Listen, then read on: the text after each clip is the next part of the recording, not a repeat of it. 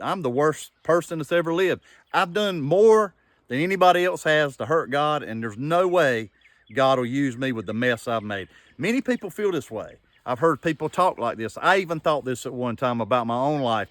The truth is, God can do more with our mess than he can our best. The Bible says our righteousness is as filthy rags. I mean, the best I can do is filthy rags to God.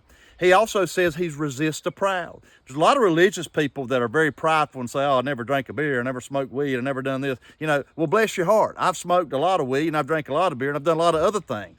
But God will take those things that I've done in my past that I'm ashamed of, but I've been forgiven, and he'll make it a testimony. People will say, well, I remember when you were this. I remember you when you did that. Bless God, it's true, and I done more, but God.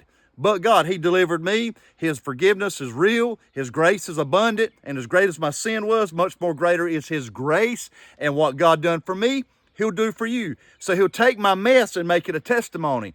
The same is true for you. Don't you for 1 minute believe that your mess is any worse than anybody else's and that God's just not going to be able to do anything with your life. I promise you, if you surrender to Jesus Christ and if you're born again, he will take all that bad and turn it around and make it for your good and his glory. Why? Because he is God and he does greater things than we can even possibly comprehend with nothing.